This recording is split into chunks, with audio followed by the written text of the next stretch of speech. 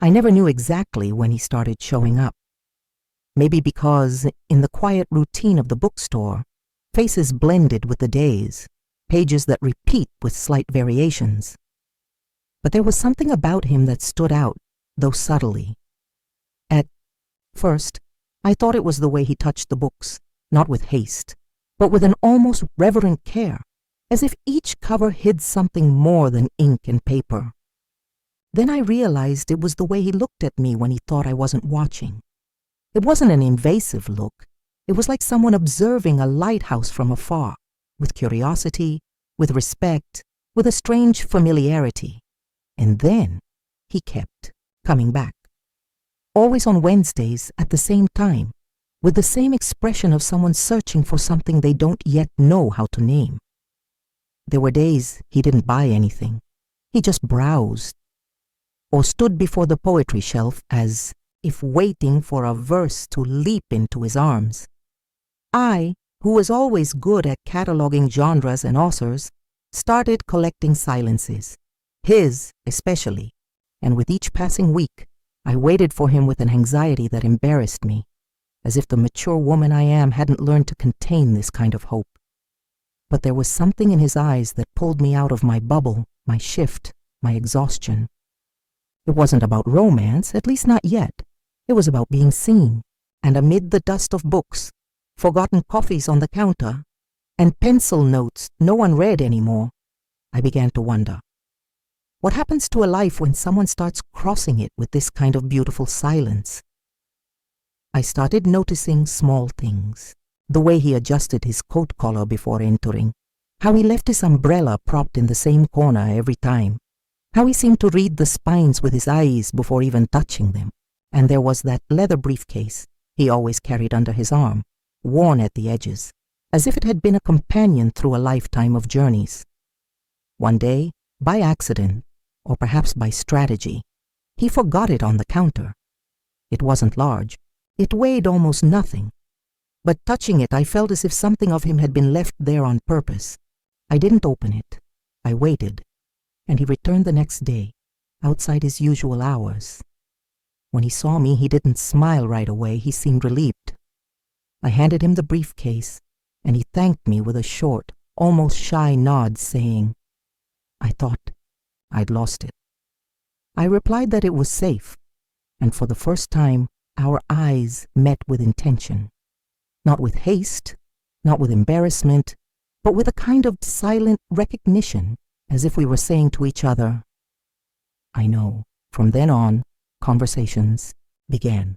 Discreet, quick, between choosing a title and the sound of the doorbell. He asked me about books he knew I'd read, and I answered with more detail than necessary. I started setting aside copies I thought might interest him. He noticed. Sometimes he took them. Other times, he said he'd come back to think about it, but he always came back, and that's what mattered. My co-worker teased that this man was flirting with me through poetry and coffee. I laughed outwardly. Inwardly, I felt a flutter in my stomach I hadn't felt in ages. Because living alone is one thing. Being seen within that solitude and still being chosen, that's something entirely different. And that was too new for me.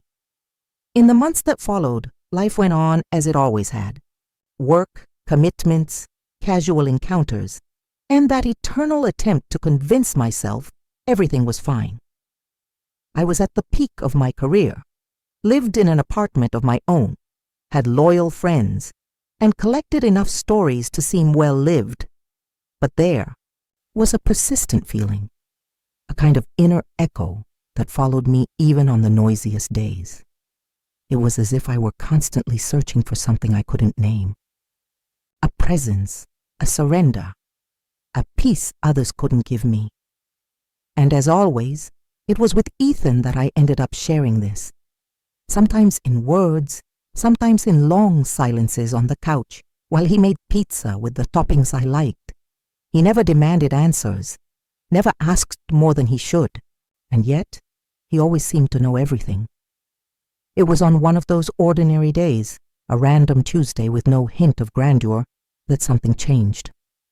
I'd just come from a bad date, one of those that leave you more exhausted than hopeful, and went to his place like someone returning to a familiar spot just to breathe better. When he opened the door with that calm smile and the gray shirt he'd worn since college, I felt it. It wasn't a shock, nor an epiphany. It was a recognition, as if something inside me, silent for years, had finally stood up. I looked at him a few seconds longer than usual. I noticed the way he leaned against the doorframe, how his eyes lingered on my face before saying anything. And in that suspended moment, a thought hit me with the force of a truth that doesn't ask permission. My God, it's him. But how do you admit that? How do you look at someone who's always been there and say, I just realized you're everything I was searching for? How do you explain to yourself that the love of your life didn't arrive late? He simply never had to leave to be noticed. I swallowed that thought like someone swallowing a secret too hot to hold. I smiled, walked in, sat on the usual couch. And outwardly, everything stayed the same. But inside, a war had begun, and this time, it was between the fear of losing what we had and the courage to finally see what had always been right in front of me. I don't know exactly when I stopped waiting just for books and started waiting for him. There was no agreement, no exact frequency, but whenever the doorbell rang and it was someone else's face, my chest whispered a small, silent disappointment. And when it was him, everything inside me settled into a kind of calm that's hard to explain. We didn't talk about us. We didn't ask personal questions. But there was, in the pauses and restrained smiles, a subtle building of presence. He knew I preferred open endings. I knew he always read the book flaps before deciding. They were details, too small for an outsider to notice, immense for someone feeling them inside. It was on a random Friday, one where time drags and the rain taps the window like an old friend, that he arrived with something different in his hands. Not a book, a small box wrapped in old newspaper.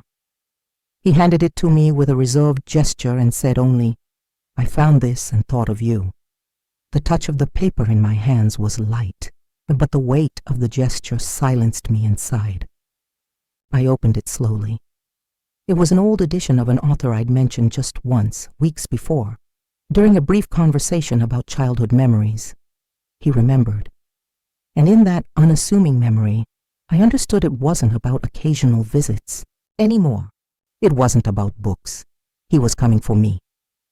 And it was in that moment, holding that delicate gift, looking at this man who never invaded my space, but stayed in it with the gentleness of someone who respects every wall, that my heart said, softly, but clearly, this is the start of something.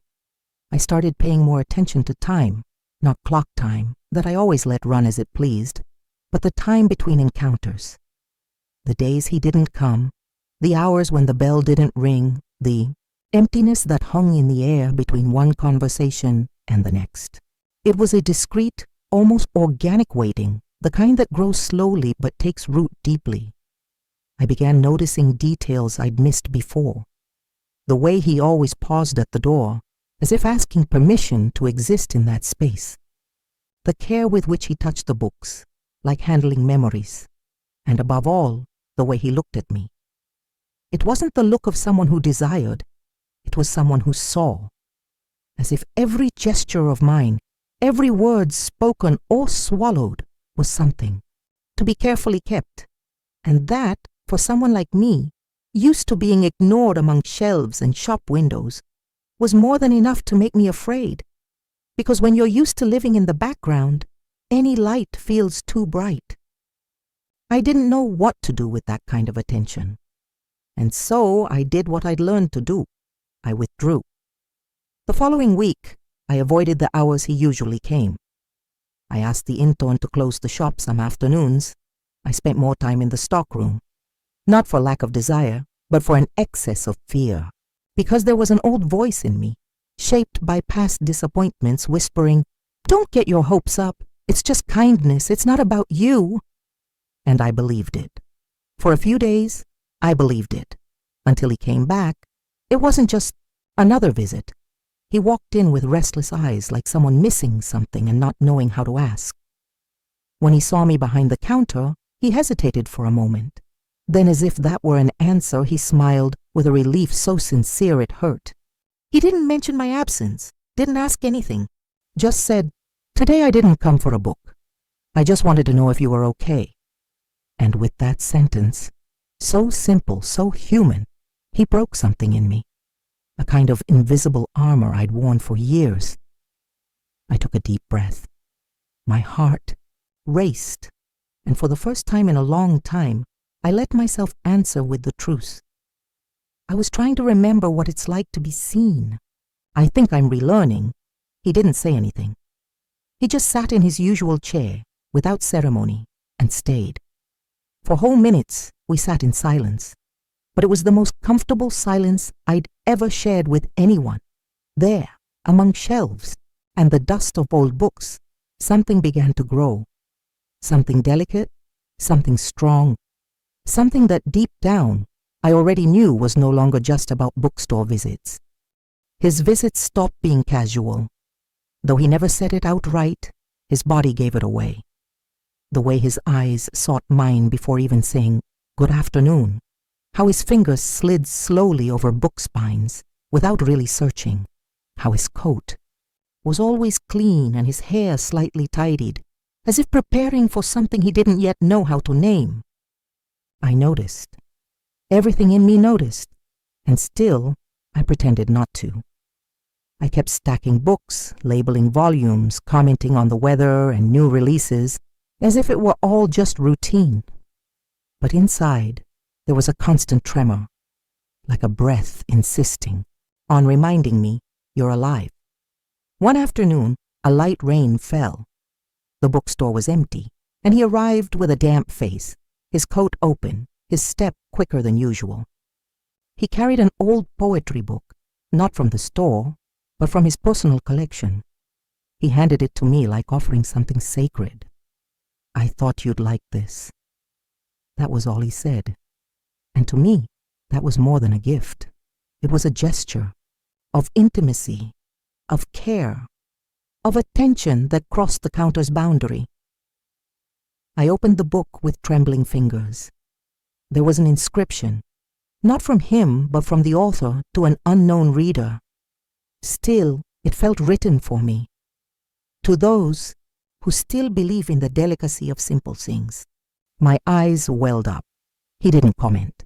He just sat, as he always did, and began reading in silence. I kept working. But nothing that afternoon went on as before.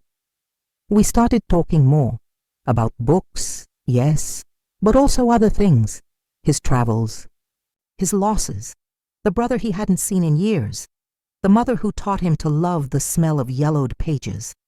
And in the midst of it all, he uncovered pieces of me I'd forgotten existed. He asked questions that didn't rush for answers.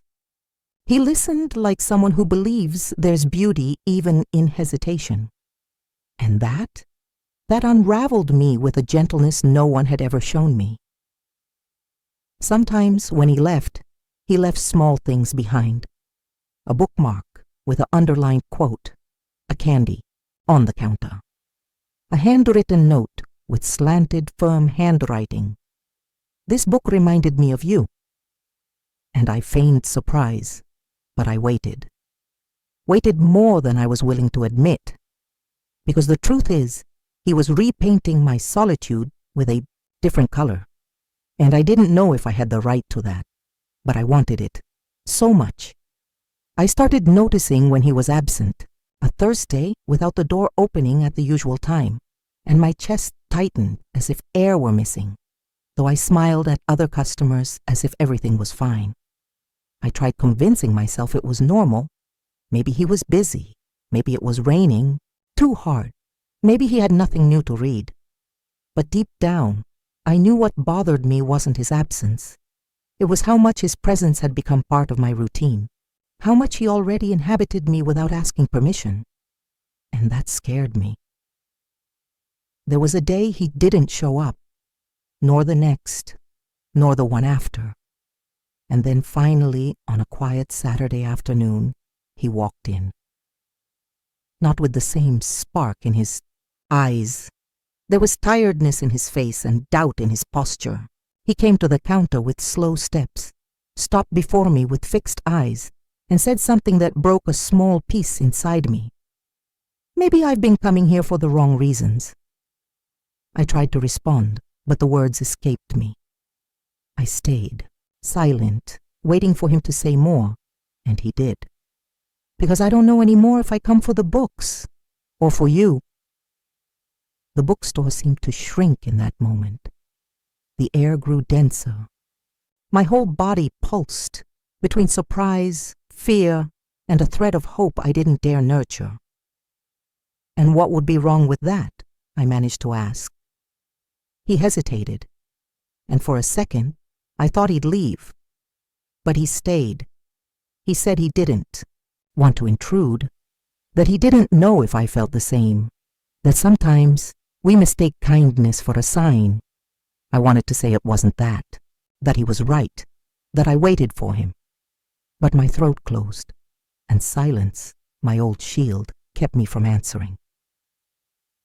He left that afternoon. He left an envelope on the counter. I didn't open it right away. I spent the rest of the shift trying to pretend everything was as before, but it wasn't, and it never would be again. When I finally opened the envelope at home, there was just a page with few words, but immense weight. If this is hard for you too, forgive me. I needed to say it, and if it's not, if there's something there, meet me at the usual bench Tuesday at 4. I folded the paper with trembling hands. I looked at the clock. It was Saturday night, 3 days until Tuesday.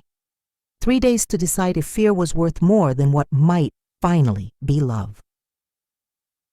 On Tuesday morning, I woke before the alarm. The sun hadn't yet invaded the window, but my body already knew it was the day.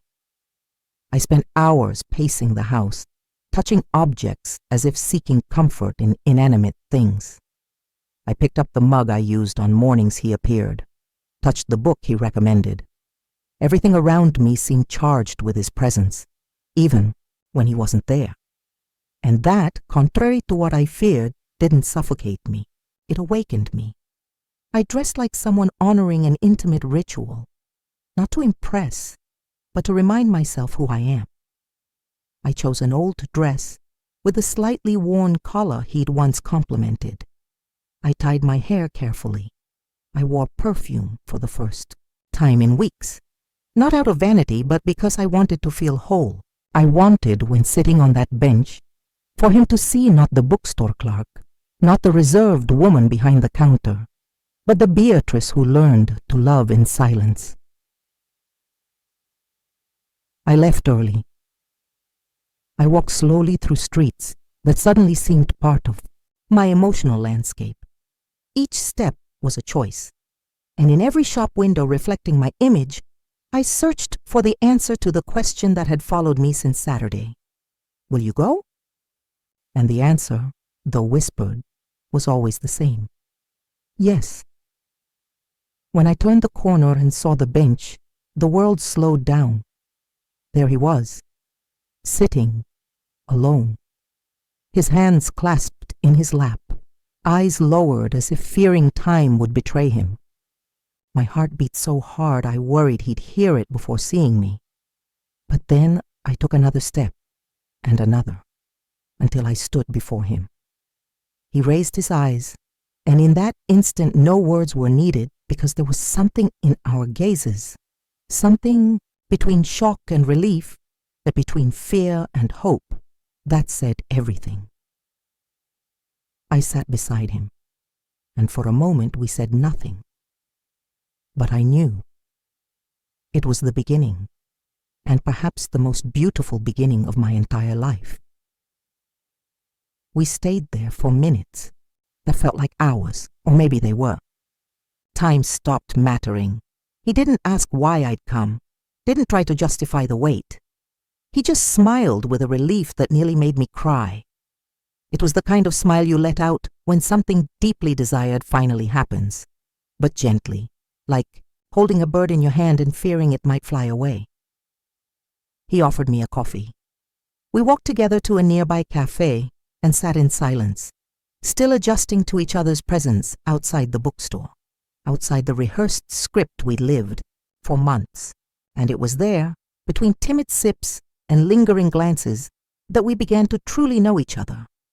I learned he was a retired architect, loved old jazz, used to write letters to his daughter when she was little. I learned he'd been coming to the bookstore long before noticing me, but started returning often because he wanted to see me smile, and I spoke too. About the solitude disguised in corridors full of books, about the fear of seeming pathetic for believing in feelings after 50, about how his simple act of showing up on Wednesdays became, without me realizing, the most anticipated part of my week. He listened with a kind of attention that can't be taught, a listening that welcomes, breathes with you, doesn't try to fix, just be. As the days passed, our conversations gained substance but never lost their lightness. We walked the city like rediscovering the world through another's eyes. He showed me buildings he'd designed decades ago. I took him to used book fairs and smiled, watching him lose track of time among old editions. It was all simple, but it was all new, and above all, it was all real. It was on one of those afternoons, while he recited lines from a poem he'd memorized in his youth, that I understood. It wasn't an overwhelming passion. It was a reunion with something I'd never had. It was a love that didn't need loud declarations, but was grounded in presence, in constancy, in small daily decisions to stay there, even when the world spins too fast. And he stayed, and so did I. There was no formal proposal, no defined label. Things between us were sewn together in silence, like a hand-bound book, page by page, with care. He started waiting for me outside the bookstore on Saturdays. Sometimes with flowers, sometimes just with a folded newspaper under his arm and that smile that was already part of my routine.